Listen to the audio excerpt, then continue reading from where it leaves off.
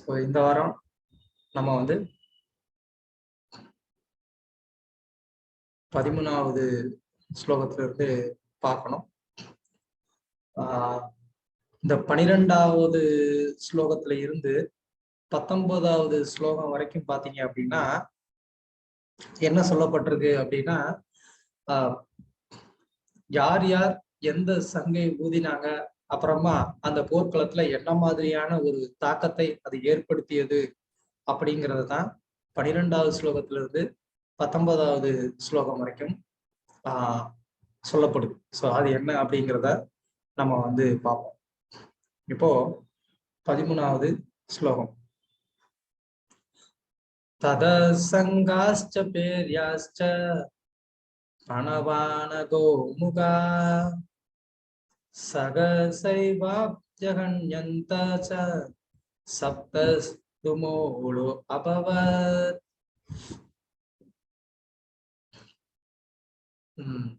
யாராவது மொழிபெயர்ப்பு பிடிக்கலாமா? அதன்பின் சங்குகள், மத்தளங்கள், முரசுகள், கொம்புகள், தாரைகள் என அனைத்தும் ஒரே சமயத்தில் முழங்க அப்பேரொளி மிகவும் பயங்கரமாக இருந்தது. ஹரே கிருஷ்ணா. ஹரே கிருஷ்ணா. தேங்க்யூ. இந்த ஸ்லோகத்துக்கு பிரபுபாதர் வந்து விளக்கம் கொடுக்காததுனால நம்ம இந்த ஸ்லோகத்தை வந்து தனிப்பட்ட முறையில நம்ம இதை விவாதிக்க வேண்டாம். அதனால அடுத்த ஸ்லோகத்தை படிச்சுட்டு அப்புறமா சேர்ந்து நம்ம வந்து என்ன புரிஞ்சுக்கிறதுங்கிறத நம்ம பார்க்கலாம். இப்போ 14வது ஸ்லோகம். ததஸ்வைர்ஹயர்ஸ்யுக்தே மகதி ஸ்யாந்தேன ஸ்திதௌ மாதவ பாண்டவஸ்சைவ திவ்யௌ சங்கௌ பிரதத்மது. மொழிபெயர்ப்பு படிக்கும். மறுதரப்பில் வெள்ளை குதிரைகள் பூட்டிய மிகச்சிறந்த ரதத்தில் அமர்ந்திருந்த பகவான் கிருஷ்ணரும் அர்ஜுனனும் தங்களது தெய்வீக சங்குகளை முழங்கினர்.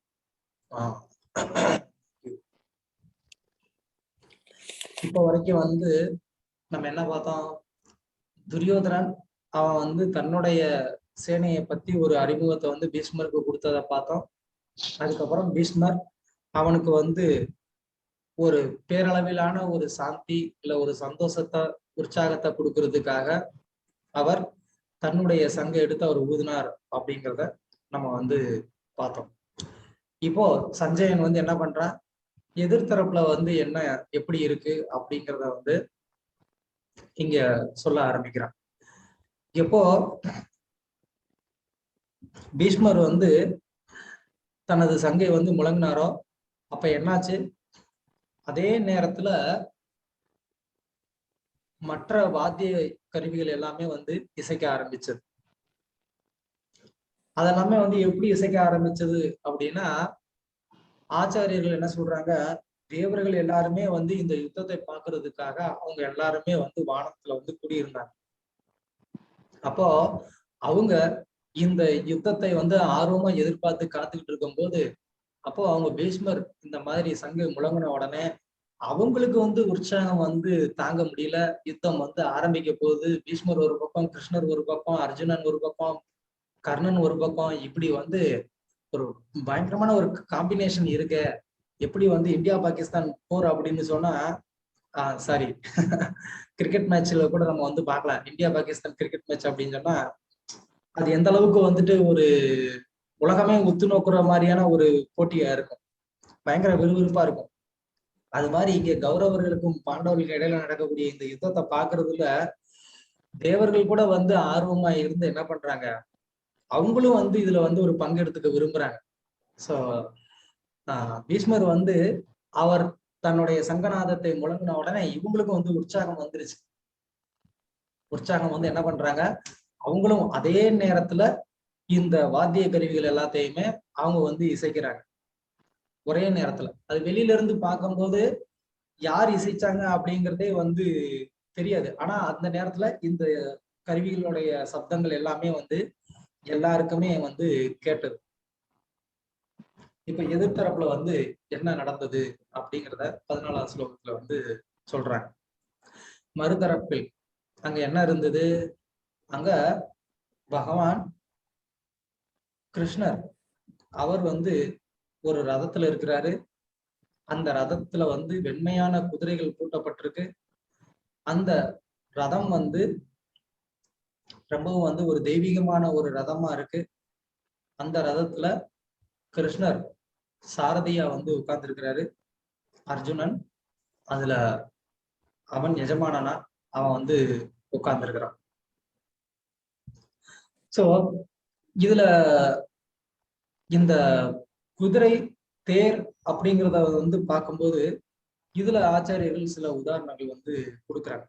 சுவாமி வேதாந்த தேசிகர் அப்படிங்கிற ஒரு ஸ்ரீ வைஷ்ணவ சம்பிரதாயத்தை சேர்ந்த ஒரு ஆச்சாரியர், அவர் வந்து இந்த குருக்ஷேத்திர யுத்த காலத்தை வந்து ஒரு ஊமைப்படுத்தி சொல்லும் போது அவர் எந்த மாதிரி இதை ஊமைப்படுத்துறாரு அப்படின்னா, இந்த குருக்ஷேத்திர போர்க்களம் அப்படிங்கிறதே வந்து நம்மளுடைய உடல் தான். இந்த உடல் தான் குருக்ஷேத்திர போர்க்களம். இந்த உடல்ல இந்த புலன்கள், மனது, இது எல்லாமே வந்து என்னது, ஐம்புலன்கள், இது எல்லாமே வந்து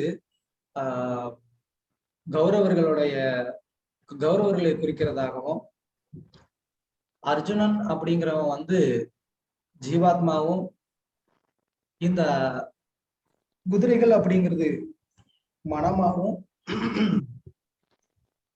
கிருஷ்ணர் அவர் வந்து சாரதியாகவும் வந்து சொல்லப்படும். அவர்தான் வந்து புத்தி, பரமாத்மா. இந்த கயிறு, குதிரையை கட்டுப்படுத்தக்கூடிய கயிறு தான் புத்தி அப்படின்னு வந்து அவர் ஒரு ஊமையை வந்து காட்டுறார்.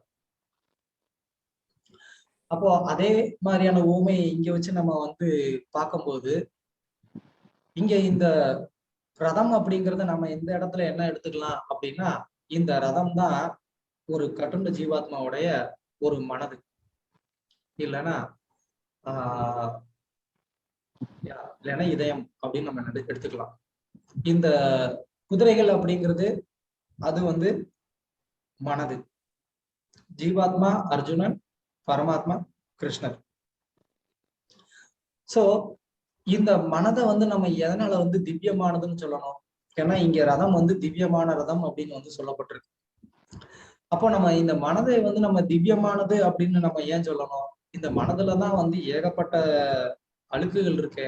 அப்படி இருக்கும்போது இந்த மனதை நம்ம வந்து எப்படி திவ்யமானதா சொல்ல முடியும் அப்படின்னா, அமிர்த பிந்து அப்படிங்கிற ஒரு உபநிஷத்தை வந்து பிரபுபாதர் மேற்கோள் காட்டி அதுல வந்து சொல்றாரு, மனையேவ மனுஷியானாம் காரணம் பந்த மோட்சயம். அதாவது இந்த மனம் இருக்கே, மனிதனுடைய மனம், அதுதான் வந்து என்னவாகுது, ஒருத்தனுக்கு ஒருத்தனுடைய பந்தத்துக்கும் மோட்சத்துக்கும் அதுதான் வந்து காரணமா அமையுது அப்படின்னு வந்து அந்த உபநிஷத்துல வந்து சொல்லப்படுது. இந்த மனமானது எப்போ வந்து லௌகீகமான ஒரு விஷயத்துல வந்து அது ஈர்க்கப்படுதோ அப்போ இந்த மனமானது என்ன ஆகுது, அது களங்கம் அடைஞ்சுது. எப்போ இந்த மனமானது பகவானுடைய தாமரை திருவடிகள்ல வந்து ஈர்க்கப்படுதோ அப்போ இந்த மனமானது அது தூய்மை அடையுது. அது இந்த பௌதிக வாழ்க்கையிலிருந்து நம்மளை விடுவிக்கக்கூடிய ஒரு கருவியா அது மாறுது. அப்போ இந்த ஜீவாத்மா எப்போ இந்த மனதை வந்து ரொம்ப தூய்மையானதா வச்சிருக்கோ, இங்க எப்படி வெண்மையான குதிரைகள் வந்து சொல்லப்பட்டிருக்கோ அதே மாதிரி தன்னுடைய இந்த மனமானது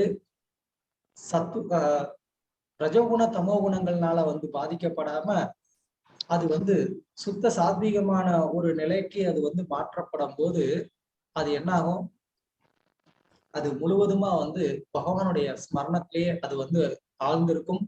அப்போ அது அந்த மனதுல வந்து பகவானை எப்பயுமே வந்து இந்த ஜீவாத்மானால பார்க்க முடியும். அந்த பகவான் அங்க சாரதியா இருந்து அவர் வழி நடத்துறத இந்த ஜீவாத்மானால புரிஞ்சுக்க முடியும். அப்படி இல்லாத வரைக்கும் எல்லாருடைய ஹிருதயத்திலையும் பகவான் வந்து இப்பவும் இருக்கிறார். அது கீதையிலே கிருஷ்ணர் வந்து சொல்றாரு, ஈஸ்வர சர்வபூதானா ஹிருதயசு அர்ஜுன திஷ்டதி அப்படின்னு வந்து கிருஷ்ணர் கீதையில சொல்றாரு. அப்போ எல்லாருடைய ஹிருதயத்திலையும் நான் வந்து இருக்கிறேன் அப்படின்னு கிருஷ்ணர் சொல்றாரு. ஆனா ஏன் அதை அந்த ஜீவாத்மானால புரிஞ்சுக்க முடியல? ஏன்னா அந்த ஜீவாத்மாவினுடைய மனதானது தமோகுண ரஜோகுணங்கள்னால வந்து அது கலங்கப்பட்டிருக்கும் போது அப்போ அங்க பகவான் இருக்கிறத வந்து அந்த ஜீவாத்மானால பார்க்க முடியல. அந்த பரமாத்மாவுடைய வழிகாட்டுதல அந்த ஜீவாத்மானால புரிஞ்சுக்க முடியல.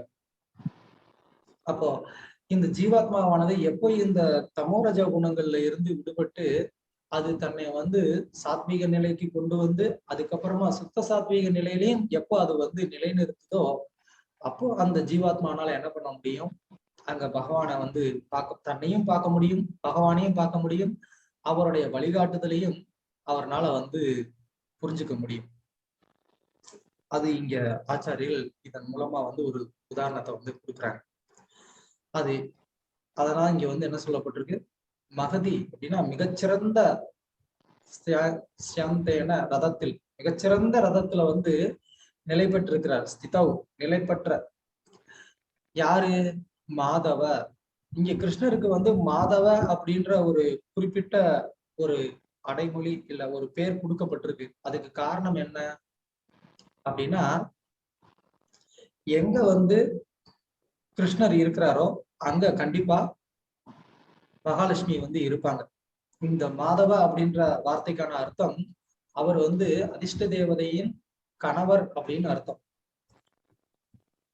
இதை குறிப்பிட்டு சொல்றதன் மூலமா என்ன சொல்றாங்கன்னா, கிருஷ்ணர் எங்க இருக்கிறாரோ அந்த பக்கம்தான் அதிர்ஷ்டம் இருக்கு. அப்ப எங்க அதிர்ஷ்டம் இருக்கோ அங்கதான் வெற்றியும் இருக்கும்.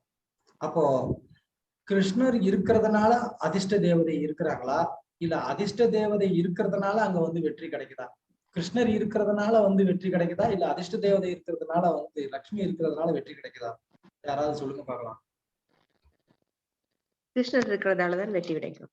கிருஷ்ணர் இருக்கிறதுனாலதான் வெற்றி கிடைக்குது. குட். வேற யாராவது?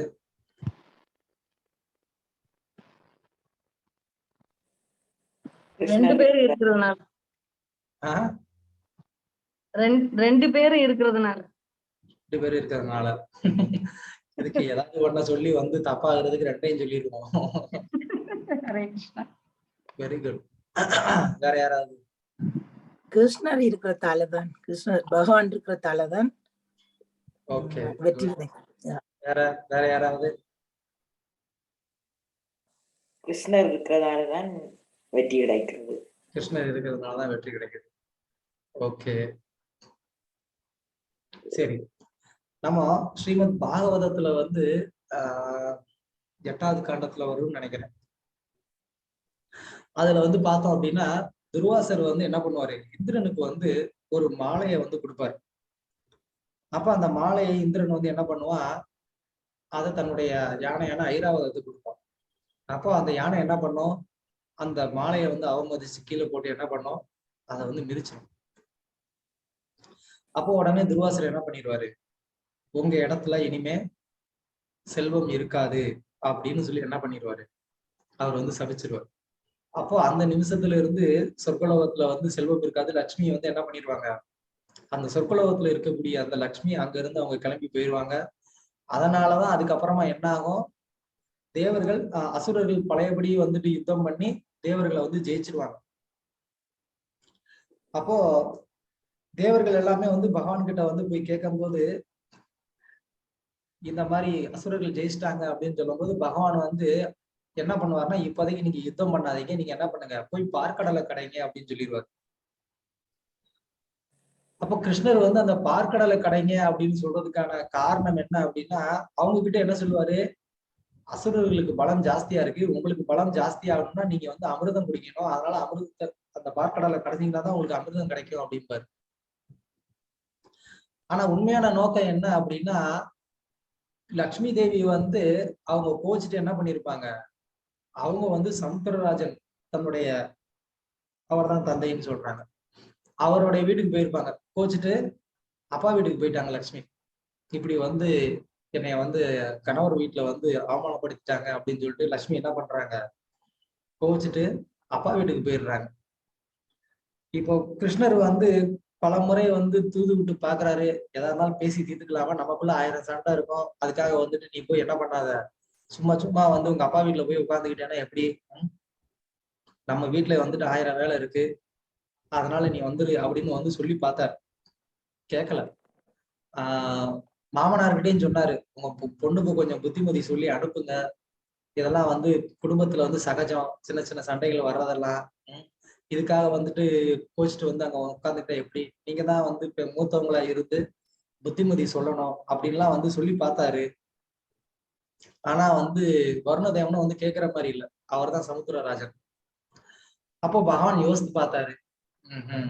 நீ என் பேச்சே கேட்க மாட்டேங்கிற அப்படின்னு சொல்லிட்டு என்ன பண்ணாரு, ஒரு ஐடி ரைடு விட்டாரு. இன்றைய அரசியல்வாதிகள் பண்றாங்க இல்லையா, யாராவது ஒரு அரசியல் தலைவரை வந்து பழிவாங்கணும்னா என்ன பண்ணுவாங்க, உடனே வந்து ஒரு ஐடி ரைடு விட்டுருவாங்க. இன்கம் டேக்ஸ் ஆபீசர்ஸ் போய் அவங்களுடைய வீட்டுல எல்லாம் பரிசோதனை பண்ணி என்ன பண்ணுவாங்க, அவங்க வீட்டுல பதுக்கி வச்சிருந்த எல்லாத்தையும் வந்து எடுத்துட்டு வந்துருவாங்க. அது மாதிரி பகவான் என்ன பண்ணாரு, இந்த தேவர்களை வந்து அவங்களுக்கு வந்து அமிர்தம் வேணும் அப்படிங்கிறதுக்காக நீங்க எல்லாம் போய் பார்க்கடலை கடைங்க அப்படின்ட்டாரு. அப்ப அந்த பார்க்கடல் கடையும் போது என்னாச்சு யாராவது சொல்லுங்க. லக்ஷ்மியும் வந்தா வெளியில. அது வந்தாங்க. அதுக்கு முன்னாடி வாசுகியும் பாம்பும் மற்றது மந்தரமலை கொண்டு எடுத்தாங்க. அந்த எலிஃபென்ட்டும் வரும் பிரபு, நிறைய பேர் வருவாங்க அதுல இருந்து. அஞ்சு காக்கப்பட்டது. ஓகே ஓகே, நானே சொல்லிடுறேன். அந்த பார்க்கடலை கடையும் போது என்னாச்சு, அதுக்குள்ள இருந்து பல அரிய பொருட்கள் எல்லாமே வர ஆரம்பிச்சிருச்சு. இவ்வளவு நாளா வருணதேவன் தனக்குள்ள வந்து பதுக்கி வச்சிருந்த அந்த செல்வத்தெல்லாம் பகவான் என்ன பண்ணிட்டாரு, இந்த அமிர்தம் கடையிறது மூலமா ஜப்தி பண்ணிட்டாரு. எல்லாத்தையும் வந்து வெளியில எடுத்துட்டாரு. அதுல எடுத்து என்ன பண்ணாங்க, எல்லாரும் ஆளாளுக்கு ஒண்ணு எனக்குன்னு எடுத்துட்டு போயிட்டாங்க. அதுக்கு முன்னாடி வரைக்கும் அவர் தனக்குள்ள வச்சுக்கிட்டு இருந்தாரு, யாருக்கும் தெரியாம. அப்ப இந்த ரைடு மூலமா என்னாச்சு, பாரிஜாத மலரை வந்து இந்திரன் எடுத்துட்டு போனா, அப்புறமா வந்துட்டு ஹயசீஷம் ஒரு குதிரை வந்துச்சு. அந்த குதிரை பேர் என்ன பேரு, அந்த குதிரையை வந்து ஒருத்தர் யானை குதிரை ஒண்ணு வந்துச்சு, வெள்ளை குதிரை ஒண்ணு. பிரபு உச்சீஸ்வரா, வெரி குட், தேங்க்யூ. அந்த குதிரை ஒண்ணு வந்தது. இப்படி பல அரிய பொருட்கள் எல்லாம் வந்து பகவான் என்ன பண்ணிட்டாரு, ஒண்ணா உள்ள இருந்து எடுக்க ஆரம்பிச்சிட்டாரு. அப்படி எடுக்க ஆரம்பிச்ச உடனே வந்து வருணதேவனுக்கு பயம் வந்துருச்சு. ஐயோ ஏமா, நம்ம நீ முதல்ல வந்து உங்க கணவர் கூட போ, நீ போகலாம் அப்படின்னா நம்ம வீட்டுல இருக்கிற மொத்தத்தையும் வந்து காலி பண்ணிடுவாரு.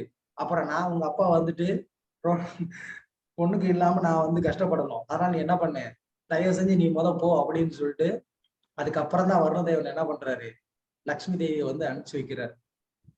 அதுக்கப்புறம் லக்ஷ்மி தேவி வந்து பகவான் விஷ்ணுவை வந்து திருமணம் பண்றாங்க.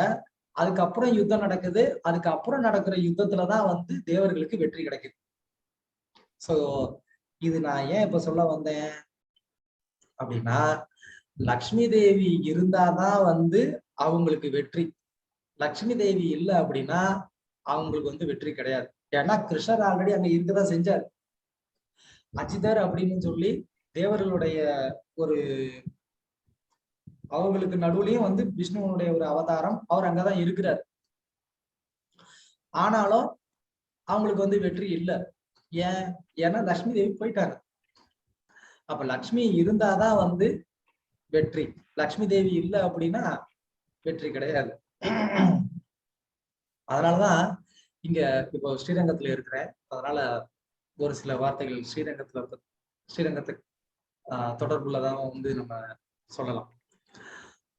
இங்க பராசர பட்டர் அப்படின்னு சொல்லிட்டு கூரத்தாழ்வாருடைய ஒரு பையன், 2 பையன் அவருக்கு, வேதவியாச பட்டர்னு ஒருத்தர், பராசர பட்டர்னு ஒருத்தர். அதுல பராசர பட்டர் வந்து அவர் எப்பவுமே வந்து லக்ஷ்மி தேவி பக்கம் தான். அவர் என்ன பண்ணுவாரு, எப்ப பார்த்தாலும் போய் ரங்கநாதர் கிட்ட வந்து லக்ஷ்மியை வந்து புகழ்ந்து பேசிட்டே இருப்பார். என்னதான் இருந்தாலும் எங்க அம்மா மாதிரி வருமா, தாயார் மாதிரி வருமா, அவங்களுடைய கருணை மாதிரி வருமா, அவங்களுடைய அழகு மாதிரி வருமா, அவங்களுடைய கண்கள் மாதிரி வருமா, அவங்களுடைய அந்த கடைக்கண் பார்வை மாதிரி அதுக்கு ஈடு உண்டா அப்படின்னு சொல்லியே வந்து என்ன பண்ணுவாரா, இவர் ரங்கநாதரை போய் வெறுப்பேத்திக்கிட்டே இருப்பாரு. ரங்கநாதருக்கு ஒரு நாள் கோவம் வந்துருச்சு. என்ன நீ சும்மா லட்சுமி லட்சுமின்னு சொல்லிட்டே இருக்க, அவ்வளவு தூரம் உனக்கு வந்து லட்சுமி தான் பிரியம்னா போய் உங்க அம்மா கிட்டே போய் உட்காந்துக்க, ஏன் என்கிட்ட வர்ற அப்படின்னு வந்து ரங்கநாதர் வந்து சொல்லுவாராம். அப்போ பராசரப்பட்டவர் சொல்லுவாரு, இல்ல நான் உங்ககிட்ட தான் வந்து சொல்லுவேன். ஏன்னா லக்ஷ்மியுடைய அந்த குணங்களை வந்து நான் சொல்லும் போது உனக்குள்ள வந்து இன்பம் அதிகரிச்சு நீ என்ன பண்ணுவ, உன்னுடைய அந்த பூரிப்புனால அந்த அன்புனால இப்போ உனக்கு 2 கரங்கள் தான் இருக்கு. இதை நான் சொல்ல சொல்ல உனக்கு என்ன ஆகும், அந்த பூரிப்புனால உனக்கு 2 கரங்கள் 4 ஆகும், 4 8 ஆகும், 8 16 ஆகும். அந்த மாதிரி உனக்கு வந்து இன்பம் அதிகரிக்கும் அப்படின்றது எனக்கு தெரியும். அதனாலதான் நான் வந்து உங்ககிட்ட சொல்றேன் அப்படின்னு வந்து சொல்லுவார். அப்ப ரங்கநாதர் அதெல்லாம் ஒண்ணும் கிடையாது, நீ சும்மா வந்து இந்த லட்சுமி பேசுற வேலையை வந்து விட்டுரு அப்படின்னு சொல்லி கோபமா பேசிடுவார் ரங்கநாதர்.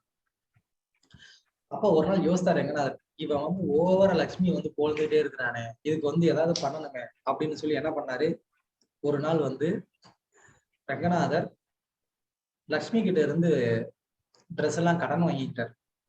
லக்ஷ்மியோடைய ட்ரெஸ் நகைகள் எல்லாத்தையுமே வாங்கி என்ன பண்ணாரு, அவர் தன்னை வந்து லக்ஷ்மி மாதிரியே வந்து அலங்காரம் பண்ணிட்டு என்ன பண்ணாராம், போய் பட்டரை கூட்டிட்டு வாங்கப்பா அப்படின்னாரு. பராசர பட்டரை கூட்டிட்டு வாங்க, அங்க இருக்கக்கூடிய பூஜாரிகள்கிட்ட வந்து சொன்னாராம், போய் பராசர பட்டரை கூட்டிட்டு வாங்க, இன்னைக்கு அவன் வந்து என்ன சொல்றான்னு பார்ப்போம் அப்படின்னு சொல்லி. அப்போ அவங்க போய் பராசர பட்டரை கூட்டிட்டு வந்து காமிக்கிறாங்க. அப்போ பராசர பட்டர் வந்து பாக்குற ரங்கநாதர் வந்து இப்போ லக்ஷ்மியுடைய ரூபத்துல வந்து வேஷத்துல இருக்கிறார். அப்போ அப்படியே பட்டர் வந்து ரங்கநாதரை பாக்குறாரு, நல்லா பார்த்துட்டு ரங்கநாதர் கேக்குறாரு, எப்படி இருக்கிறேன்,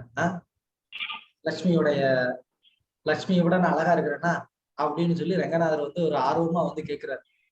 அப்ப பட்டர் அப்படியே பார்த்தாரு மேலேங்களையும், எல்லாம் ஓகேதான், ஆனாலும் அந்த கண் இருக்கு பாத்தியா, அந்த கண் வந்து என்னுடைய தாயார் மாதிரி உன்னால விழிக்க முடியாது, அது உனக்கு வராது, நீ விட்டுரு, நீ என்னதான் வந்து மேக்கப் போட்டாலும் உன் கண்ணு வந்து அந்த புருஷத்துவத்தை காமிச்சு கொடுத்துரு, அதுக்கேத்த மாதிரிதான் அந்த கண்ணுல வந்துட்டு ஒரு தேஜஸ் இருக்கே தவிர என் தாயாருடைய கண்கள்ல வரக்கூடிய அந்த ஒரு கருணையான அந்த ஒரு பார்வை, அந்த அமிர்தம் போன்ற அந்த ஒரு பார்வை, அது உனக்கு வந்து வராது, நீ வந்து ரிஸ்க் எடுக்காத, விட்டுரு அப்படின்ட்டாரு. அப்போ இது ஏன் சொல்ல வந்தேன் அப்படின்னா, அந்த மாதிரி வந்து பக்தர்கள் வந்து எப்பவுமே வந்து தாயாருடைய ஒரு சரணத்தை வந்து அவங்க வந்து பற்றி அவங்க வந்து என்ன பண்றாங்க, பகவானை வந்து திருப்திப்படுத்துறாங்க. அது பகவானுக்கு வந்து கேட்கறதுக்கு இன்பமா இருக்கு. அப்போ தாயார் எங்க இருக்கிறாங்களோ அங்கதான் வந்து பகவான் இருக்கிறார். லக்ஷ்மி யாருக்கு மேல வந்து ஒரு கருணை கொடுக்குறாங்களோ அவங்கள வந்து பகவானே கூட வந்து தடுத்து கேள்வி கேட்க முடியாது, எதுக்கு நீங்க வந்து அவங்களுக்கு கருணை கொடுக்குற அப்படின்னு சொல்லி. அந்த தாயாருடைய அந்த கருணை அப்படிப்பட்டது. இவர் கூட வந்து என்ன பண்ணுவாரு, எதிரியை வந்து தண்டிச்சிருவார். ஆனா தாயார் எப்படின்னா அவங்க எதிரிகளை கூட வந்து மன்னிச்சு அவங்களுக்கும் வந்து அனுகிரகம் வந்து பண்ணக்கூடியவங்க. அதுக்கு ஒரு உதாரணம் சொல்லணும்னா ராமாயணத்திலே வந்து இந்த காகாசுரனுடைய கதை கேள்விப்பட்டிருப்பீங்கன்னு நினைக்கிறேன். அதுல அந்த காகாசுரன் வந்து இவங்க வனத்துல ஓய்வு எடுத்துக்கிட்டு இருக்கும் போது அவன் வந்து சீதா தேவியை வந்து அவன் கொத்தி காயப்படுத்துவான். அப்போ ராமச்சந்திரர் அதை தூக்கத்துல இருந்து எந்திரிச்சு அவர் பார்க்கும்போது சீதையினுடைய மார்புல இருந்து அது ரத்தம் வந்து வந்துகிட்டு இருக்கும். அதை பார்த்து ராமச்சந்திரர் வந்து கோவப்பட்டு என்ன பண்ணுவாரு, அந்த காகாசுரனை வந்து கொல்றதுக்காக ஒரு புல்லை எடுத்து அதுல பிரம்மாஸ்திரத்தை ஏவி அந்த காகாசுரனை வந்து கொல்ல வந்து முயற்சி பண்ணுவார். அப்ப அந்த காகாசுரன் 7-14 லோகமும் சுத்தி யாரும் தன்னைய காப்பாற்ற மாட்டாங்கன்னு சொல்லி திரும்ப அது வந்து என்ன பண்ணுமா, அது வந்து ராமச்சந்திரனுடைய சரணத்திலேயே வந்து தஞ்சமடைய வரும். அப்போ அந்த காகாசுரனுக்கு எப்படி வந்து விழுகணும்னு கூட தெரியாதான். அவனுடைய தலை வந்து ராமருடைய பாதத்துல விழுகணும், அதுக்கு பதிலா அவனுடைய கால் வந்து ராமருடைய கால்ல விழுகிற மாதிரி அவன் வந்து விழுந்து நமஸ்காரம் பண்ணுவான். அப்போ சீதா தேவி என்ன பண்ணுவாங்களாம், இந்த அசடுக்கு வந்து சரணாகதி பண்ண கூட தெரியலையே அப்படின்னு சொல்லி சீதா என்ன பண்ணுவாங்களா, அவனை எடுத்து திரும்ப வந்து இப்படிதான்ப்பா சரணாகதி பண்ணணும்னு அவனுக்கு சொல்லி கொடுப்பாங்களாம். அப்போ அதுக்கப்புறமா வந்து ராமர் அவனை வந்து மன்னிச்சு விடுறாரு. அவனுக்கு வந்து ஒரு கண்ணு போயிரும். சோ இது ஏன் சொல்ல வரேன் அப்படின்னா, அந்த அளவுக்கு வந்து மகாலட்சுமி வந்து எதிரிகள் மேல கூட வந்து கருணை உள்ளவங்களா இருக்கிறாங்க. அதனாலதான் இப்போ கிருஷ்ணர் யாராவது ஒருத்தரை வந்து வதம் பண்றாரு அப்படின்னா அவங்களுக்கு கூட வந்து ஒரு மோட்சம் கிடைக்குது அப்படின்னு நம்ம வந்து சொல்றோம். அந்த மோட்ச பிராப்தி எப்படி கிடைக்குது ஒருத்தருக்கு? பகவான் வதம் பண்றாரு, அப்போ அவருக்கு எப்படி மோட்ச பிராப்தி கிடைக்குது அப்படின்னா, பொதுவா இந்த மாதிரி நேரத்துல லக்ஷ்மி வந்து கூட இருக்க மாட்டாங்க வெளிப்படையா பாக்குறதுக்கு. ஆனாலும் பகவான் லக்ஷ்மி தேவி எப்பயுமே பகவானுடைய ஹிருதயத்துல வந்து இருக்கிறதுனால இவர் வந்து வெளிப்படையா பாக்குறதுக்கு அவங்கள வந்து வதம் பண்ற மாதிரி இருந்தாலும் லக்ஷ்மி தேவி என்ன பண்ணுவாங்க, அவருடைய ஹிருதயத்துல இருந்து அவங்க மேல கொஞ்சம் கருணை கொடுங்க, பரவாயில்ல, ஏதோ இந்த தடவை தப்பு பண்ணிட்டாங்க, அடுத்த தடவை திருந்திடுவாங்க, அதனால என்ன பண்ணுங்க, தயவு செஞ்சு அவங்களுக்கு இப்போ கொஞ்சம் சில நேரங்கள்ல சாயுஜ்ய முக்தி கொடுக்குறாங்க, சில பக்தர்களுக்கு வைகுண்ட பிராப்தியும் கூட வந்து கிடைக்குது. அப்போ அது கிடைக்கிறதுக்கு காரணம் யாரு அப்படின்னா லக்ஷ்மி தேவி தான் வந்து என்ன பண்றாங்க, அவங்க பகவானுடைய ஹிருதயத்துல இருந்து பகவானை அந்த மாதிரி கருணை பண்ண தூண்டுறாங்க. சோ பகவானுக்குள்ள இருந்து அந்த கருணையை வந்து கொடுக்க வைக்கிறது யாரு? அது லக்ஷ்மி தேவி தான். சோ அதனால லக்ஷ்மி தேவி எங்க இருக்கிறாங்களோ அங்கதான் வந்து வெற்றி. அதனால இங்க லக்ஷ்மி தேவி, கிருஷ்ணர் வந்து பாண்டவர்கள் பக்கம் இருக்கிறதுனால லக்ஷ்மி தேவியும் அவங்க கூட தான் இருக்கிறாங்க. அதனால பாண்டவர்களுக்கு வெற்றி என்பது இதன் மூலமா நிச்சயம் அப்படிங்கிறது வந்து உறுதியா தெரியுது. ஓகே, யாராவது பிரபு இதுல நான் ஒரு கேள்வி கேட்கலாமா? கேள்வி கடைசியில கேட்கலாமே. பிரபு ஓகே ஓகே டாக்டர். பொருளுரை படிக்கலாமா யாராவது? பீஷ்மதேவரால் ஒழிக்கப்பட்ட சங்குடன் ஒப்பிடுகையில் ஸ்ரீகிருஷ்ணர் அர்ஜுனர்களின் கைகளில் இருந்த சங்குகள் திவ்யமானவை என வர்ணிக்கப்படுகின்றன. கிருஷ்ணர் பாண்டவர்களின் தரப்பில் இருந்தால் எதிர்த்தரப்பினருக்கு வெற்றி கிடைக்கும் என்ற நம்பிக்கைக்கு இடமே இல்லை என்பதை தெய்வீக சங்குகளின் முழக்கம் சுட்டி காட்டுகின்றது. ஜெயஸ் என்ற பாண்டு புத்திரர்களினால் ஜெயஸ்து பாண்டு புத்திரானா ஏஷா பக்ஷே ஜனார்த்தன. பாண்டவர்களை போன்று பகவான் கிருஷ்ணரோடும் எப்போதும் நல்லுறவு கொள்பவர்களுக்கே வெற்றி. பகவான் எங்கு இருந்தாலும் அங்கே அதிர்ஷ்ட தேவதையும் லக்ஷ்மியும் உள்ளார். ஏனெனில் லக்ஷ்மி தன் நாயகனை விட்டு என்றும் பிரிந்து வாழ்வதில்லை. எனவே பகவான் விஷ்ணுவின் கிருஷ்ணரின் திவ்ய சங்கொலியின் முழக்கம் வெற்றியும் செல்வமும் அர்ஜுனனுக்காக காத்து கொண்டு உள்ளன என்பதை சுட்டி காட்டுகின்றது. மேலும் இவ்விரு நண்பர்களும் அமர்ந்திருந்த ரதம் அக்னி தேவரால் பரிசளிக்கப்பட்டதாகும். முடிவில் மூவிலகிலும் எங்கு சென்றாலும் எல்லா திக்குகளையும் வெல்லக்கூடியதான ஆற்றலை அந்த ரதம் பெற்றிருந்தது. பிரபுபாதர் என்ன சொல்றாரு, முன்னாடி பீஷ்மதேவர் வந்து அவர் எழுப்பின அந்த சங்கநாதத்தினுடைய அர்த்தம் என்ன அப்படின்னா, அது கௌரவர்களுக்கு எந்த விதமான ஒரு வெற்றியை ஏற்படுத்தி கொடுக்க போறது இல்லை அப்படிங்கிறத அந்த சங்கநாதத்தின் மூலமா வெளிப்படுத்துறாரு அப்படிங்கிறத நம்ம அங்க பார்த்தோம். இங்க கிருஷ்ண அர்ஜுனருடைய சங்கநாதம் அது வந்து எதை வந்து வெளிப்படுத்துது அப்படின்னா, அது பாண்டவர்களுக்கு கண்டிப்பாக வெற்றியே கிடைக்கும் அப்படிங்கிறத வந்து சுட்டி காட்டுது. ஜெயஸ்து பாண்டு புத்திரானா அப்படின்னா பாண்டவர்களுக்கு கண்டிப்பா அது வந்து வெற்றியை ஏற்படுத்தி கொடுக்க போகுது. ஏன்னா கிருஷ்ணர் இருக்கிறாரு, கிருஷ்ணர் இருந்தாருன்னா அங்கதான் லக்ஷ்மியும் இருப்பாங்க. அப்ப லக்ஷ்மி இருக்கிறதுனால அந்த தோல்வி அப்படிங்கிற அந்த பேச்சுக்கே இடம் இல்லை. அதனால அங்க வந்து செல்வம் வெற்றி எல்லாமே ஆல்ரெடி இருக்கு அப்படிங்கிறத பிரபுபாதர் இங்க வந்து சொல்றாரு. அதுக்கப்புறமா அந்த ரதம் திவ்யமான அந்த ரதம் எப்படி வந்து அர்ஜுனனுக்கு கிடைச்சது அப்படின்னா, அது அக்னி தேவன் கொடுத்தது. அக்னி தேவன் எப்ப கொடுத்தது? அக்னி தேவன் வந்து அந்த காண்டவ வனத்தை வந்து எரிக்கிறதுக்கு அர்ஜுனன் வந்து உதவுனதுனால அக்னி தேவன் என்ன பண்ணா, அப்போ அர்ஜுனனுக்கு இந்த ரதத்தை வந்து பரிசா வந்து கொடுத்தார். சோ இந்த ரதம் எப்பேற்பட்ட சக்தி உடையதா இருக்கு, அது 3 உலகத்துக்கும் எங்க சென்றாலுமே வந்து வெற்றியை வந்து தரக்கூடிய ஒரு ஆற்றல் மிக்க ஒரு ரதமா அது இருக்கு அப்படிங்கிறத இங்க பிரபுபாதர் சொல்றார். ஓகே, 15வது ஸ்லோகம் படிக்கலாம். பாஞ்சஜன்யம் ரிஷிகேஷோ தேவதத்தம் தனஞ்சய பௌண்ட்ரம் தத்மௌ மகாசங்கம் பீமகர்ம பிருகோதர. மொழிபெயர்ப்பு யாராவது படிக்கும்? பகவான் கிருஷ்ணர் பாஞ்சஜன்யம் எனும் தனது சங்கை முழங்கினார்.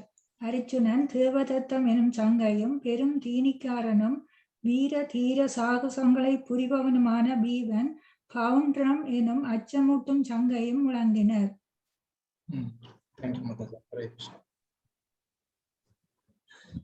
இப்போ ஸ்பெசிபிக்கா யார் யாரு எந்தெந்த சங்கம் வந்து ஊதுறாங்க அப்படிங்கறத இங்க வந்து சொல்றாங்க. பாஞ்சஜன்யம் அப்படிங்கிற சங்கு யார் ஊதுனா?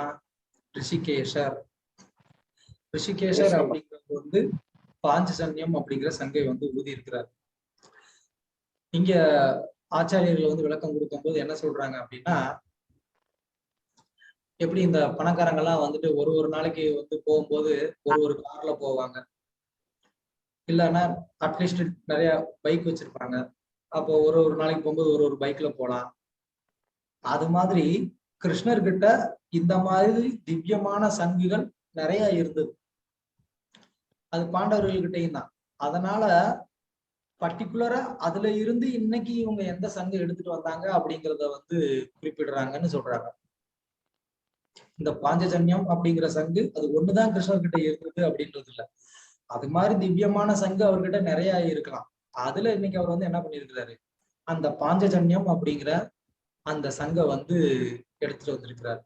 இந்த பாஞ்சஜன்யம் அப்படிங்கிறது இந்த சங்கு எப்படி அவருக்கு வந்தது அப்படின்னா, இதுக்கு முன்னாடி வந்து ஒரு சங்கு வடிவுல ஒரு அரக்கன் இருந்தா, அந்த அரக்கனை வதம் பண்ணி அதுக்கப்புறமா அந்த அரக்கனுடைய அந்த என்ன சொல்றது, எலும்பு இல்ல அந்த சங்கு, அதுக்கு பேர் தான் பாஞ்சஜன்யம். சோ அத கிருஷ்ணர் வந்து பயன்படுத்துறாரு.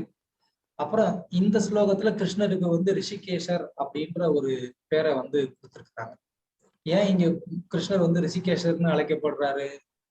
ஏன்னா பக்தர்களின் புலன்களை வழிநடத்தும் பகவான் ஸ்ரீ கிருஷ்ணர். இப்போ யுத்த காலத்துல வந்து பக்தர்கள் இருக்கிறாங்க. அப்போ இந்த யுத்த காலத்துல அவர்களுக்கு வந்து மனம், புத்தி எல்லாமே வந்து என்னவா இருக்கும், புலன்கள் இது எல்லாமே சரியா செயல்படணும். யுத்த காலத்துல பல திசைகள்ல இருந்து தாக்குதல் நடக்கும். அப்போ ஒருத்தருக்கு வந்து அந்த நேரத்துல என்ன ஒரு முடிவை எடுத்து அவர் எப்படி வந்து செயல்படணும் அப்படின்றதுல ஒரு குழப்பம் ஏற்படக்கூடாது. அப்படி ஏற்பட்டது அப்படின்னா அது மிகப்பெரிய ஒரு ஆபத்தை ஏற்படுத்தும். ஒரு உதாரணம் சொல்லணும் அப்படின்னா, இப்போ யுத்த காலத்துக்கு ஒரு போர்ல ஒரு நாளும் ஒரு யுத்தியை வந்து கையாளுவாங்க அப்படிங்கிறது நான் முன்னாடியே சொல்லியிருக்கேன்.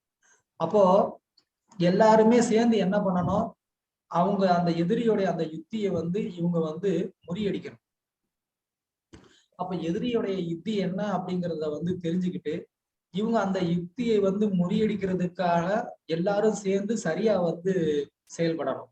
அதுல யாராவது ஒருத்தர் வந்து தப்பு பண்ணாங்கன்னா என்ன ஆகும், அப்ப இவங்களுடைய யுத்தியை எதிராளிகள் என்ன பண்ணிடுவாங்க, அவங்க வந்து தோக்கடிச்சிருவாங்க. அப்போ அன்றைய தினத்துடைய ஒரு வெற்றி அப்படிங்கிறது கேள்விக்குறியாயிரும். அப்போ அந்த யுத்த காலத்துல ஒரு வீரருக்கும் அவர் தான் எப்படி செயல்படணும், எந்த நேரத்துல அவர் பதுங்கணும், எந்த நேரத்துல வந்து அவர் பாயணும் அப்படிங்கறதெல்லாம் அவருக்கு வந்து தெரியணும். அப்படி இல்லாம அவர் பாட்டுக்கு வந்து செயல்பட ஆரம்பிச்சாரு அப்படின்னா அப்போ அவர் தன்னுடைய உயிரை இழக்க நேரிடும். அதே மாதிரி பக்தர்களாக ஆகிய நாமளும் பக்தி பயிற்சி செய்யக்கூடிய நமக்கும் பகவானுடைய வழிகாட்டுதல் அப்படிங்கிறது வந்து ரொம்ப ரொம்ப தேவை. அப்படி அவருடைய அந்த வழிகாட்டுதல் நமக்கு கிடைக்கும் போதுதான் நம்ம என்ன பண்ண முடியும், நம்மளும் பக்தியில வந்து சரியான முறையில வந்து செயல்பட்டு நம்ம மேலும் மேலும் முன்னேற முடியும். அப்படி பகவான் நம்மளை வந்து அவர் எப்பயுமே வழி நடத்துறதுக்கு தயாரா இருக்கிறாரு. அவர் நம்மளை எப்படி வழி நடத்துறாருங்கிறத புரிஞ்சுக்க முடியும். அவர் வழி நடத்துறதை நம்ம புரிஞ்சுக்கணும். இல்ல அப்படின்னா நம்மளை முழுவதுமா அவர்கிட்ட வந்து சரணடையணும். அப்படி நம்ம வந்து சரணடையும் போது பகவான் என்ன பண்ணுவாரு, அவர் வந்து வழி நடத்துவாரு. அப்போ அவருடைய வழி நடத்துதலை நம்மளாலையும் புரிஞ்சுக்க முடியும். இல்ல அப்படின்னா அவர் நம்மளை எப்படி வழி நடத்துறாரு அப்படிங்கிறது நம்மளால புரிஞ்சுக்க முடியாது. சோ பகவான் நம்மளை எப்படி வழி நடத்துறாருங்கிறத நம்ம புரிஞ்சுக்கிறதுக்கு நாம முழுவதுமா அவர்கிட்ட நம்மளை வந்து ஒப்படைக்கணும், நம்ம சரணடையணும். அப்பதான் பகவான் வந்து எப்படி நம்மளை வழி நடத்துறாருங்கிறத நம்மளால புரிஞ்சுக்க முடியும். அதாவது துரியோதனன் அர்ஜுனன் 2 பேருமே வந்து கிருஷ்ணரை வந்து பாக்குறதுக்கு போறாங்க இந்த யுத்தத்தை ஆரம்பிக்கிறதுக்கு முன்னாடி. அப்போ துரியோதனன் அவன் வந்து என்ன கேக்குறான், எனக்கு வந்து உங்களுடைய நாராயணிய சைனியம் வேணும் அப்படின்னு கேக்குறான். அர்ஜுனன் எனக்கு அதெல்லாம் எதுவும் தேவையில்லை, நீங்க சண்டை போடாட்டினாலும் பரவாயில்ல, நீங்க என் கூட இருந்தா போதும் அப்படின்னு அவன் வந்து நினைக்கிறான். அப்போ ஒரு பக்தர் வந்து எனக்கு உடனடியா வந்து ஏதாவது ஒரு பௌதிகமான ஒரு செல்வம் இல்ல பதவி இந்த மாதிரி ஏதாவது ஒண்ணு எனக்கு இருந்தாதான் எனக்கு வந்து பகவானுடைய கருணை இருக்கு அப்படின்னு நம்ம வந்து நினைக்கிறோம். அது வந்து துரியோதனனுடைய ஒரு குணம். நம்ம அப்படி நினைக்காம எப்படி இங்க வந்து அர்ஜுனன் எனக்கு நீங்க இருந்தா போதும் அப்படின்னு நினைக்கிறாரோ, அதே மாதிரி ஒரு பக்தர் பகவானுடைய அனுகிரகம் கருணை அது இருந்தா போதும், பகவானுக்கு நான் பக்தி பண்ணா போதும் அப்படின்ற ஒரு சரணாகதி, அதுதான் நம்மளை வந்து முழுசா வந்து அவர்கிட்ட ஒப்படைக்கிறது அப்படிங்கிறது. அதை நம்ம செய்யும் போது அப்போ கிருஷ்ணர் நமக்காக நம்ம கூட இருந்து என்ன பண்ணுவார், அவர் நம்மளை வந்து வழி நடத்துவார். இப்போ அர்ஜுனன் வந்து அதைத்தான் தேர்ந்தெடுத்திருக்கிறான். எனக்கு வந்து உங்களுடைய வழிகாட்டுதல் தான் தேவையே தவிர எனக்கு வந்துட்டு வெறுமனையே வந்து இந்த செல்வம் எனக்கு தேவையில்லை. அந்த செல்வம் நம்மளை என்ன பண்ணாது, அது நம்மளை வந்து வழிநடத்த போறது இல்ல.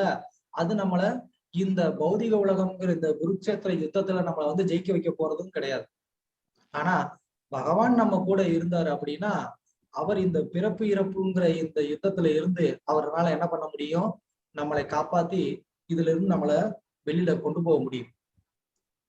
சோ அப்போ ஒரு பக்தர் வந்து இங்க அர்ஜுனன் எப்படி பகவான் தான் எனக்கு முக்கியம், அவருடைய தொண்டுதான் முக்கியம்னு வந்து ஒரு முடிவு எடுத்தானோ, அதே மாதிரி நாமளும் வந்து எப்போ பகவானுடைய பக்தி தொண்டு தான் எனக்கு முக்கியம் அப்படின்னு சொல்லி நம்ம அதுக்கு பிரதானம் கொடுக்குறோமோ, அவருடைய சேவைக்கு நம்ம முக்கியத்துவம் கொடுக்குறோமோ, அப்போ பகவான் என்ன பண்ணுவாரு, அவர் நம்ம கூட இருந்து நம்மளை வந்து வழி நடத்துவார்.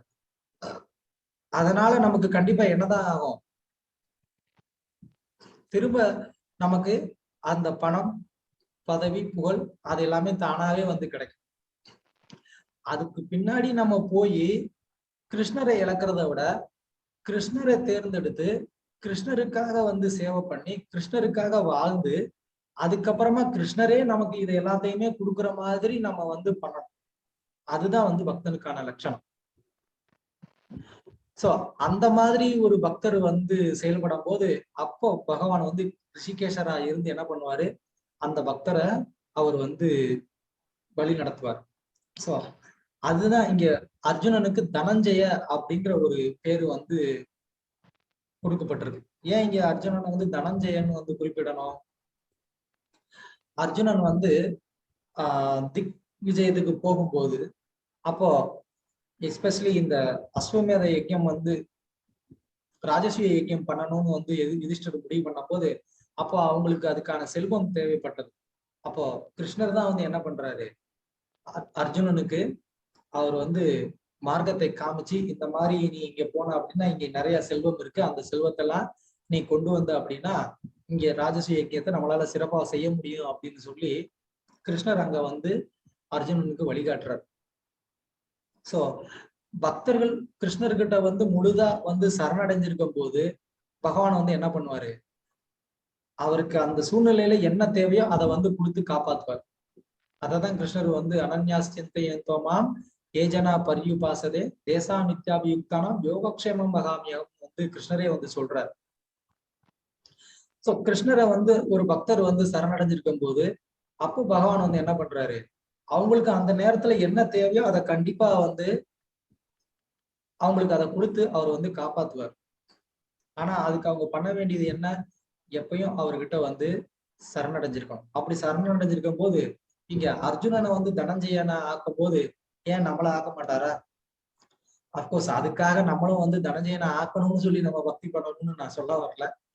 ஒரு பக்தனுக்கு அந்த நேரத்துல அது அவசியமா இருந்தா பகவானால என்ன பண்ண முடியும், நம்மளையும் தனஞ்சயனை ஆக்க முடியும். அப்போ அதுக்கு பண்ண வேண்டிய காரியம் எப்பவும் கிருஷ்ணர் தான் எனக்கு தேவை அப்படின்னு சொல்லி நம்ம வந்து இருக்கும்போது அப்போ கிருஷ்ணர் நமக்கு அந்த சரியான ஒரு வழிகாட்டுதலை வந்து கொடுக்கிறார். அதை நம்ம தேர்ந்தெடுக்காம இல்ல இமீடியட்டா நம்ம இன்னைக்கு இருக்கிற நிலைமைக்கு எனக்கு வந்து பணம் தான் தேவை, அது இருந்தா தானே நான் வாழ முடியும் அப்படின்னு சொல்லி அதுக்கு நம்ம பிரதான முக்கியத்துவம் கொடுக்கும்போது என்ன ஆகுது, அப்ப கிருஷ்ணருடைய வழிகாட்டுதல் நமக்கு இல்லாம போயிடுது. சோ அந்த மாதிரி வந்து இல்லாம நம்ம அர்ஜுனனை மாதிரி எப்பவும் கிருஷ்ணரை சரணடைஞ்சிருக்க கத்துருக்கணும். அடுத்து இங்க பீஷ்மன் வந்து எந்த சங்கை பயன்படுத்தி இருக்கிறான், பவுண்டரம் அப்படிங்கிற சங்கை பயன்படுத்தி இருக்கிறான் அப்படிங்கறத வந்து சொல்ல. அந்த சங்கு எப்படிப்பட்டது, மகா சங்கம். அது வந்து ரொம்ப பெரிய ஒரு சங்கம். அந்த சங்கநாதன் எப்படி எல்லாத்தையுமே வந்து பயமூட்டக்கூடியதா இருந்திருக்கு. நீங்க கொஞ்சம் ஹிஸ்டரி படிச்சீங்கன்னா ஒரு மேபி 200-300 வருடங்களுக்கு முன்னாடி கூட இந்த ஹெர்குலிஸ் பரம்பரையில வரக்கூடியவங்களுடைய அவங்க இந்த யுத்தத்துக்கு போகக்கூடிய அதை நீங்க படிச்சு பாத்தீங்க அப்படின்னா அவங்க என்ன பண்ணுவாங்களா, இப்படிதான் வந்து பயங்கரமான ஒரு வாத்திய கருவிகள் எல்லாம் வந்து வாசிச்சுக்கிட்டு தான் அவங்க வந்து யுத்தத்துக்கு போவாங்களாம். அப்படி ஏன் அந்த கருவியை வாசிக்கிறாங்க அப்படின்னா அந்த மாதிரி வாத்திய இசைக்கருவிகளை வந்து இசைக்கும் போது என்ன ஆகுது, அந்த போர் வீரர்களுக்கு எல்லாமே வந்து ஒரு உற்சாகம் ஏற்படுது, அதே நேரத்துல எதிரிக்கு வந்து அது பயத்தை ஏற்படுத்துது. சோ அந்த மாதிரி ஒரு எதிரிக்கு ஒரு பயத்தை வந்து ஏற்படுத்துறதுனால ரொம்ப எளிமையா வந்து எதிரியை நம்மளால வந்து தோக்கடிக்க முடியும். ஏன்னா ஒரு பயம் உள்ளுக்குள்ள வந்துருச்சு அப்படின்னா அவர்னால வந்து முழு தைரியமா ஒரு நம்பிக்கையோட அவர்னால வந்து யுத்தம் பண்ண முடியாது. அப்ப இந்த மாதிரி ஒரு அச்சமூட்டும் வகையில வந்து சத்தத்தை எழுப்பி அதன் மூலமா வந்து எதிரியை வந்து பலவீனப்படுத்துறது அப்படிங்கிறதும் ஒரு யுத்தத்துல வந்து ஒரு அணுகுமுறை. அடுத்து இங்க பீமனுக்கு பீம கர்ம அப்படின்ற ஒரு வார்த்தை பயன்படுத்தப்பட்டிருக்கு. வீரதீர செயல்களை புரிபவன். இப்பதான் வந்து பீமன் வந்து யுத்த காலத்துக்கே வந்திருக்கான், இன்னும் ஒரு காரியமும் பண்ணல, ஆனா இங்க வந்து வீரதீர செயல்களை புரிபவன் சொல்லியிருக்காங்களே, எதனால யாராவது சொல்லுங்க. ஏன் இங்க வந்து பீமனை வந்து வீரதீர செயல்களை புரிபவன் சொல்றாங்க?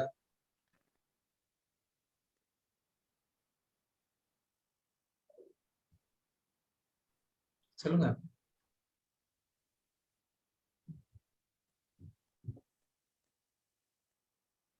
ஹரே கிருஷ்ணா பிரபு. அஞ்ஞாத வாசத்தின் போது விராடமனோட மனைவியின் தம்பியை கொன்றதா இல்லையா பிரபு? அல்லது அதுவும் ஒண்ணுதான். அந்த விராட ராஜாவுடைய மனைவியுடைய சகோதரன்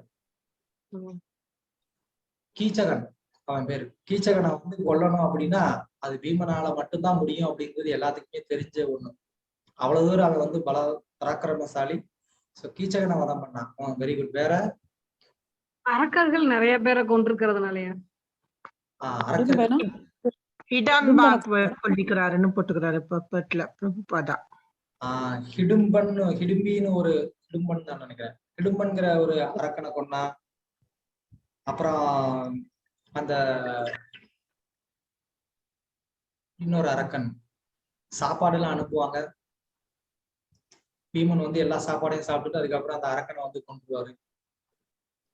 இந்த மாதிரி பல வீரதீர செயல்களை வந்து ஆல்ரெடி வந்து பீமன் செஞ்சு காமிச்சிருக்கிறார். அதனால இங்க வந்து பீமனை வந்து பீம கர்ம அப்படிங்கிற அந்த வார்த்தையை வந்து பயன்படுத்துறாங்க. மிருகோதர பெருந்தீனிக்காரன். பாண்டவர்கள் அந்த அஜ்ஞாத வாசத்துல இருக்கும் போது அவங்க வந்து எல்லாரும் போய் என்ன பண்ணுவாங்க, பிச்சை எடுத்துட்டு வருவாங்க. அவங்க பிச்சை எடுத்துட்டு வர்றதுல எவ்வளவு தூரம் பிச்சை எடுத்துட்டு வந்திருக்காங்களோ அத வந்து பாண்டவர்கள் 5, அம்மா 1, 6 பேர். அப்ப என்ன பண்ணுவாங்க? அதுல பீமனுக்கு வந்து முதல்ல 6 பாகமா பிரிப்பாங்க. 6 பாகமா பிரிச்சு அந்த 6 பாகத்துல 5 பாகத்தை வந்து பீமனுக்கு கொடுத்துட்டு மீதம் இருக்கக்கூடிய ஒரு பாகத்தை என்ன பண்ணுவாங்க? அவங்க 5 பேரு பிரிச்சு 5 பேர் சாப்பிட்டுப்பாங்க. அந்த மாதிரி வந்து பீமன் வந்து என்ன பண்ணுவான்? அவன் எல்லாம் சாப்பாட்டுல வந்துட்டு அந்த அளவுக்கு ஒரு பெருந்தீனிக்காரன். அந்த அசுரனுடைய ஒரு பதத்துல கூட வந்து என்ன பண்றாரு? ஒரு மாட்டு வண்டி நிறைய சாப்பாடை வந்து அனுப்பிச்சு வைக்கிறாங்க. அவர் என்ன பண்ணிடுறாரு? எல்லாத்தையும் அவர் சாப்பிட்டு அதுக்கப்புறமும் வந்துட்டு பசிக்குது அப்படின்னு சொல்லிட்டு இருக்கிறாரு. அந்த மாதிரி அவர் வந்து சாப்பாட்டுல வீரர். அதனால அவருக்கு இங்க பெருந்தீனிக்காரர் அப்படின்ற ஒரு பேர் வந்து கொடுக்கப்பட்டிருக்கு. ஓகே, யாராவது பொருளுரை படிங்க. ஹரே கிருஷ்ணா. பகவான் கிருஷ்ணர் இங்கு ரிஷிகர் என்றழைக்கப்படுகிறார். ஏனெனில் அவரே அனைத்து புலன்களின் உரிமையாளர் ஆவார். உயிர்வாளிகள் கிருஷ்ணரின் அம்சம் என்பதால் அவர்களின் புலன்களும் கிருஷ்ணரது புலன்களின் அம்சங்களே. ஜீவாத்மாவிடம் புலன்கள் உண்டு என்பதை ஏற்றுக்கொள்ள இயலாத அருவவாதிகள் அவர்களை புலன்களற்றவர்களாக அருவமானவர்களாக வர்ணிப்பதற்கு எப்போதும் ஏக்கம் கொண்டுள்ளனர். எல்லா உயிர்வாளிகளின் இதயத்திலும் அமர்ந்துள்ள இறைவன் அவர்களின் புலன்களை வழிநடத்துகிறார். ஆனால் அவரது வழிகாட்டுதல் ஜீவனின் சரணாகதியை பொறுத்ததே. ஒரு தூய பக்தனின் விஷயத்தில் பகவானே அவனது புலன்களை நேரடியாக கட்டுப்படுத்துகிறார். இங்கே குருஷேத்திர யுத்த களத்தில் அர்ஜுனனின் தெய்வீக புலன்களை நேரடியாக கட்டுப்படுத்துவதால் அவர் ரிஷிகேசர் என்ற குறிப்பிட்ட பெயரால் இங்கு அழைக்கப்படுகிறார். தனது பலதரப்பட்ட செயல்களுக்கேற்ப பகவானுக்கு பல்வேறு திருநாமங்கள் உண்டு.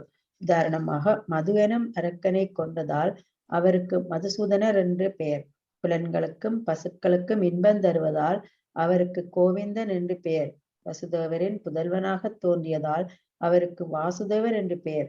தேவகியை அன்னையாக ஏற்றதால் அவருக்கு தேவகி நந்தனர் என்று பெயர்.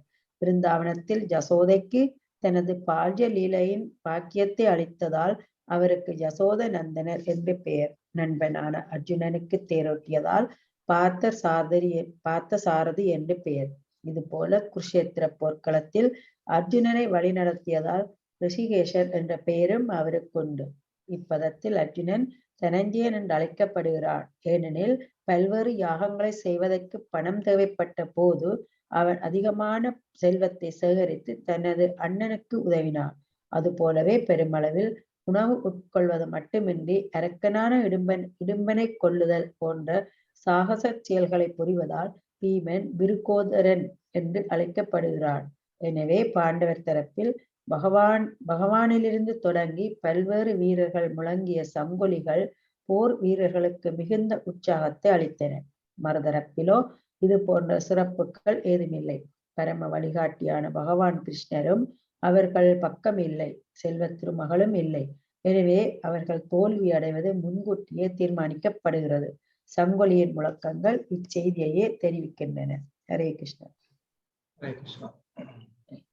ஸோ புரோபாதர் இங்க பொருளுரையில சொல்லியிருக்கிறது எல்லாமே நம்ம டிஸ்கஸ் பண்ணியிருக்கிறோம். புரோபாதர் இங்க இன்னொரு முக்கியமான ஒரு கருத்து வந்து சொல்றாரு. பகவானுக்கு இங்க வந்து ரிஷிகேஷர்னு வந்து சொல்றதுக்கு காரணம் என்ன அப்படின்னா, இங்க ஜீவாத்மாவுக்கு புலன்கள் இருக்கு. அதனால அந்த ஜீவாத்மாவுடைய புலன்களை அவர் வந்து கட்டுப்படுத்துறாரு. அப்போ இங்க ஜீவாத்மாவுக்கு புலன்கள் இருக்கிறதுனால அந்த ஜீவாத்மா அருவமா இருக்க முடியாது. அதே நேரத்துல அந்த புலன்களை கட்டுப்படுத்துற அவரும் அருவமா இருக்க முடியாது. சோ அதை நம்ம வந்து புரிஞ்சுக்கணும் அப்படின்னு பிரபுபாதர் இங்க வந்து சொல்றாரு. ரிஷிகேஷர் அப்படின்னாலே புலன்களை கட்டுப்படுத்துபவர்னு அர்த்தம். இப்போ ஒருத்தர் வந்து டிரைவர் அப்படின்னு நான் சொல்றேன், ஆனா அந்த டிரைவருக்கு வந்து கை இல்லை அப்படின்னு யாராவது சொன்னா எப்படி இருக்கும்? கை இல்லாம வந்து யாராவது வந்து வண்டி ஓட்ட முடியுமா? ஓட்ட முடியாது. அதே மாதிரி இப்போ ஒருத்தர் வந்து ரிஷிகேஷர், அதாவது புலன்களை வந்து கட்டுப்படுத்தக்கூடியவர்னு வந்து ஒருத்தருக்கு பேர் இருக்கு அப்படின்னா, அப்போ யாரோ ஒருத்தருடைய புலன்களை அவர் வந்து கட்டுப்படுத்துறாரு. அப்ப அவங்களுக்கும் புலன்கள் இருக்கு. இவர் அவங்களுடைய புலன்களை கட்டுப்படுத்துறதுனால இவருக்கும் வந்து அந்த புலன்கள் இருக்குன்னு அர்த்தம். அப்படி இல்லை அப்படின்னா இந்த 2 பேருக்குமே வந்து ரூபம் இல்லை அப்படின்னு வந்து சொல்ல முடியாது. அவங்க 2 பேருக்குமே ரூபம் இருக்கிறதுனாலதான் ஒருத்தர் இன்னொருத்தரை வந்து என்ன பண்றாரு, கட்டுப்படுத்துறாரு. அதனால இந்த ஜீவாத்மா பரமாத்மா இந்த 2க்குமே வந்து ரூபம் கிடையாது, அது அரூபமானது. அதுக்கப்புறம் இது வந்து ஒன்னோட ஒன்னா போய் கலந்துருது அப்படிங்கிற அந்த ஒரு தத்துவத்தை நம்ம வந்து ஏத்துக்க முடியாதுன்னு பிரபுபாதர் இங்க வந்து சொல்றாரு. ஓகே, மற்ற பாயிண்ட்லாம் நம்ம வந்து டிஸ்கஸ் பண்ணியிருக்கோம். நம்ம இப்போ இந்த 16-18 இதையும் நம்ம வந்து படிச்சிருக்கோம். அனந்த விஜயம் ராஜா குந்திபுத்ரோ யுதிஷ்டிரா நகுல சகதேவஸ்ச சகோஷ மணிபுஷ்பகௌ காஸ்யஸ்ய பரமேஸ்வாச சிகண்டி ச மகாரத திருஷ்டத்யும்ன விராடஸ்ச சாத்யகீஸ்ச பாரசித த்ருபதோ திரௌபதேயஸ்ச சர்வஷ பிருத்திவீபதே சௌபத்ரஸ்ச மகாபாஹு சங்காந்தத்மோ ப்ருதக் ப்ருதக் ப்ருதக். ஓகே, மொழிபெயர்ப்பு படிங்க.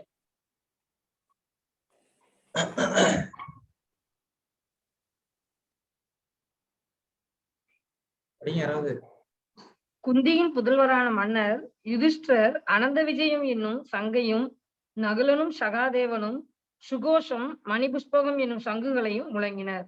பெரும் வில்லாளியான காசிராஜன், பெரும் வீரரான சிகண்டி, திருஷ்டித்யும்னன், விராடன், வெல்ல இயலாத சாத்யகி, துருபதன், திரௌபதியின் புதல்வர்கள் மற்றும் மகா வீரனான சுபத்ரையின் மகனை போன்ற பலரும் தத்தமது சங்குகளை முழங்கினார்கள். மன்னரே ஹரி.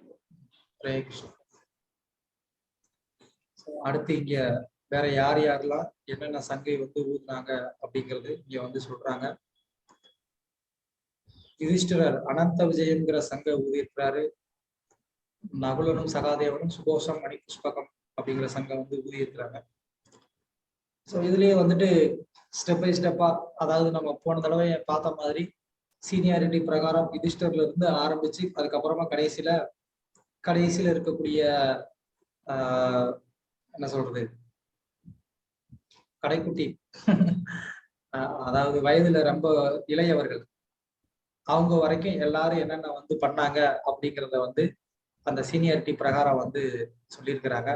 அதுலயே வந்து இங்க ஸ்பெஷலா அபிமன்யு வந்து மாவீரன் அப்படின்னு வந்து சொல்லியிருக்கிறாங்க. மற்ற எல்லாரையும் வந்து அந்த மாதிரி வந்து சொல்லல. ஆனா இங்க சுபத்ரை, அதாவது சுபத்ரையுடைய பையன் அபிமன்யு வந்து வயதுல வந்து சிறியவனா இருந்தாலும் அவனை வந்து இங்க மாவீரன் அப்படின்னு சொல்லி இங்க திரும்ப திரும்ப வந்து சஞ்சயன் வந்து குறிப்பிட்டு சொல்றான். ஏன்னா அபிமன்யு அர்ஜுனனுக்கு நிகராக யுத்தம் செய்யக்கூடியவனா இருந்தான். அதனால சஞ்சயன் வந்து திருதராஷ்டருக்கு இதை ஞாபகப்படுத்த விரும்புறான்.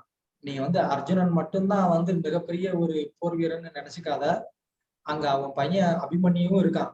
அபிமன்யுவை சமாளிக்கிறது கூட வந்து நமக்கு ரொம்ப பெரிய ஒரு கஷ்டமான ஒரு காரியமா தான் இருக்கும் அப்படிங்கிறத வந்து இங்க சஞ்சயன் வந்து சொல்றான். ஓகே, பொருளரை படிக்கலாம்.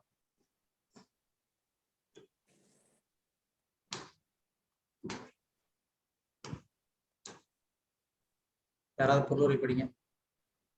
பாண்டவர்களை எதிர்த்து தன் மைத்துனர்களை அரியணை ஏற்றுவதற்காக மன்னர் திருதராஷ்டிரர் மேற்கொண்ட அறிவற்ற கொள்கை மெச்சத்தக்கதல்ல என்பதை சஞ்சயன் மிகவும் சமார்த்தியமாக மன்னரிடம் சுட்டி காட்டுகிறார். குரு வம்சம் முழுவதும் அந்த மாபெரும் போரில் அழியப் போவதை அறிகுறிகள் தெளிவாக காட்டிவிட்டன. பெரியவரான பீஷ்மர் முதல் அபிமன்யுவை போன்ற பேரப்பிள்ளைகள் மற்றும் உலகின் பல்வேறு நாட்டு மன்னர்கள் வரை அனைவரும் அங்கு கூடியிருந்தனர். அனைவரும் அழிக்கப்பட்டனர். தம் மைந்தர்கள் பின்பற்றிய கொள்கைகளை ஊக்குவித்த திருதராஷ்டிரரே அம்மாபெரும் நாசத்திற்கு காரணமானார். தேங்க்யூ. நன்றி. என்ன சொல்றாரு இங்க பிரபுபாதர்?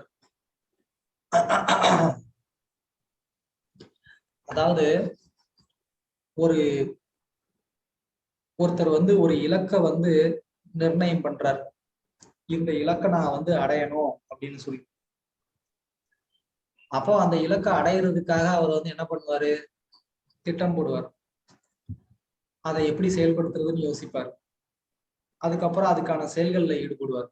அதுக்கப்புறம் அந்த செயலை செய்வதற்கு எந்தெந்த நபர்களை ஈடுபடுத்த முடியும், இல்லை அப்படின்னா எந்தெந்த கருவிகளை பயன்படுத்த முடியும், இப்படி பல உபகரணங்கள் எல்லாம் அவர் வந்து கையாளுவார் அந்த இலக்கை அடையிறதுக்கு. அப்போ இது எல்லாமே வந்து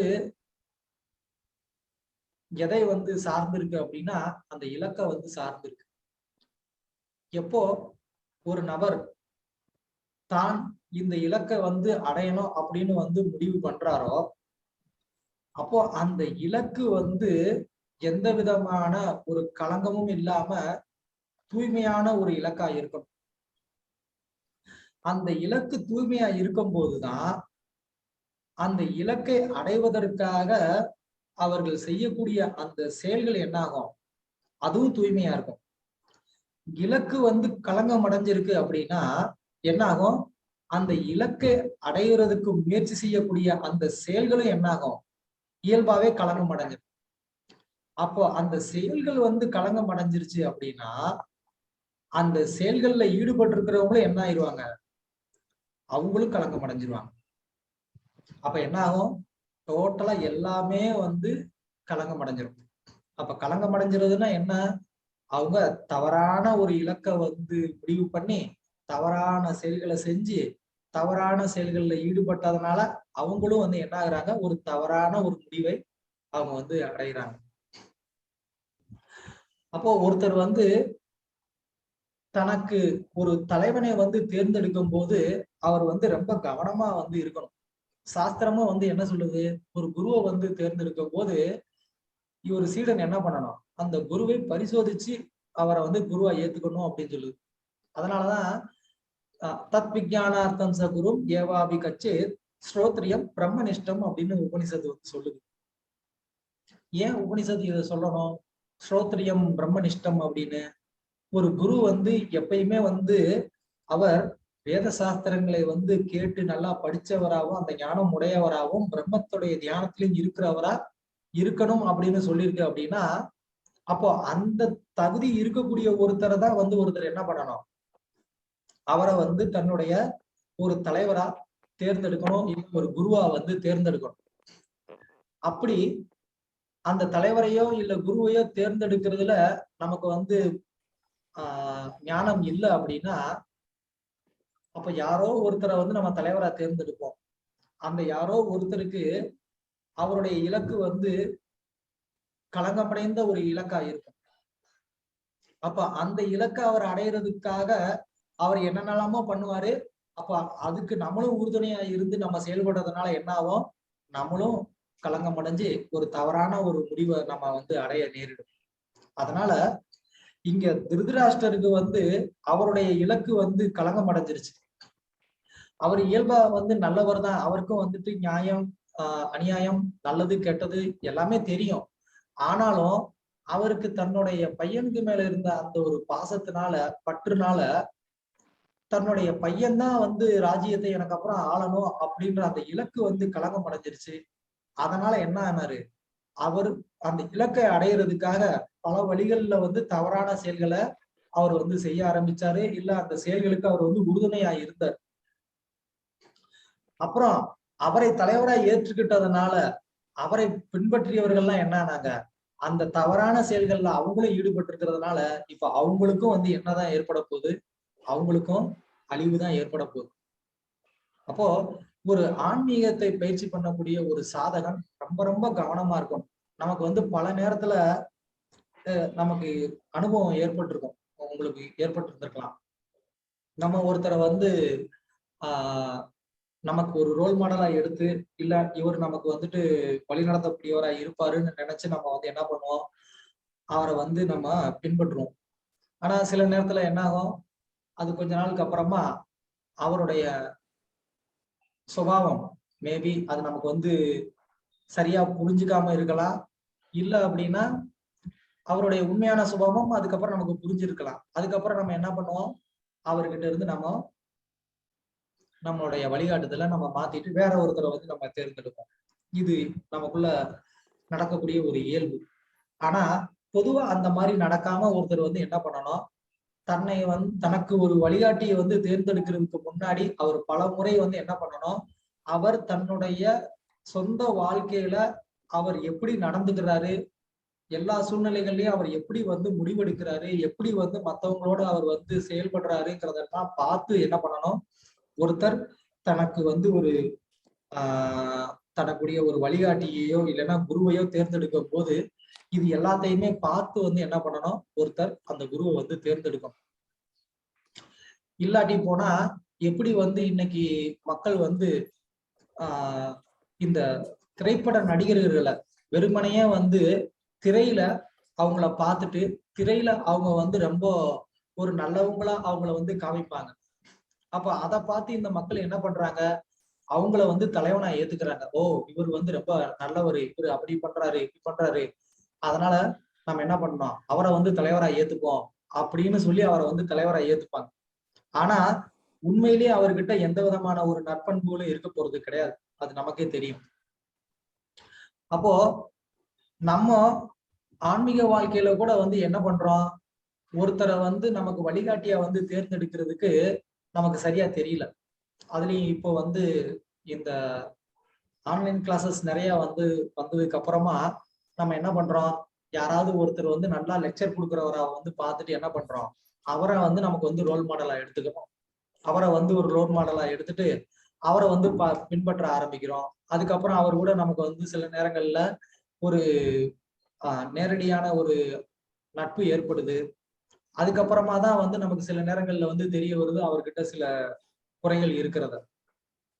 அதுக்கப்புறம் நம்ம வந்து அவர்கிட்ட நான் போய் இது பண்ணேன் அப்படி ஆயிப்போச்சு அப்படின்னு நினைச்சு நம்ம என்ன பண்றோம், நம்ம வருத்தப்படுறோம்.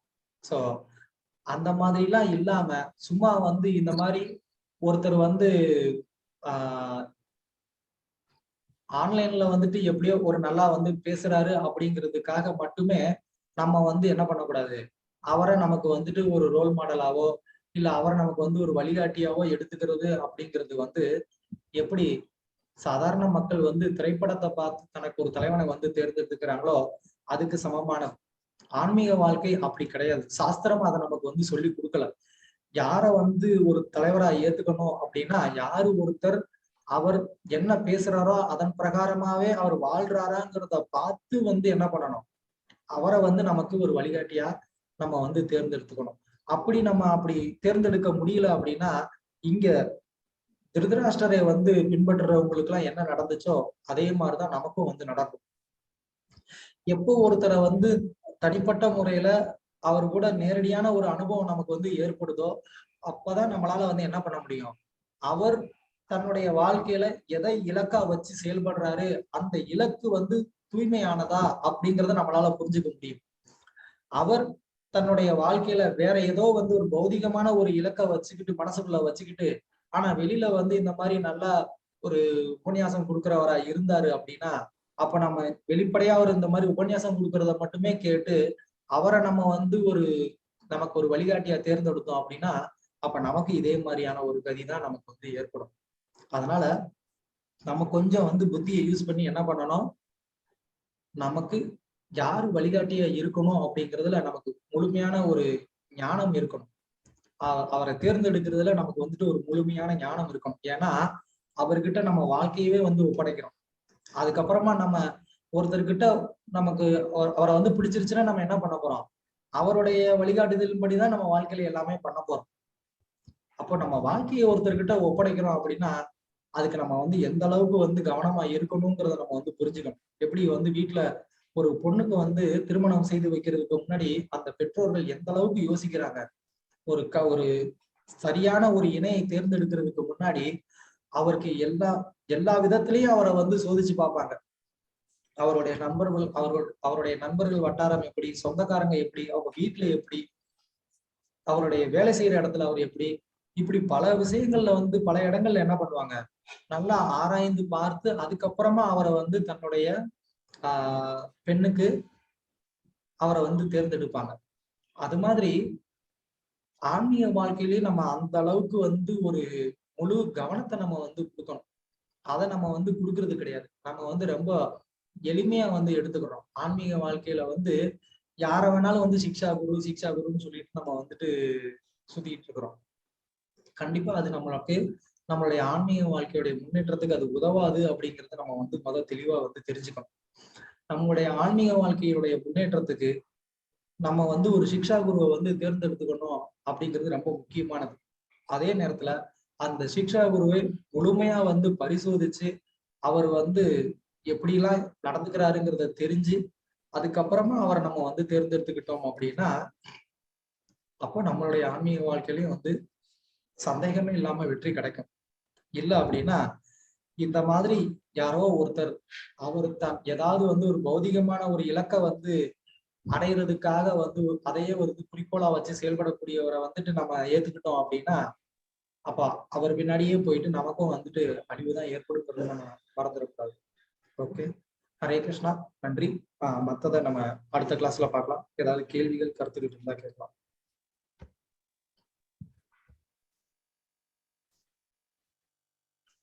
பிரபு, நான் 2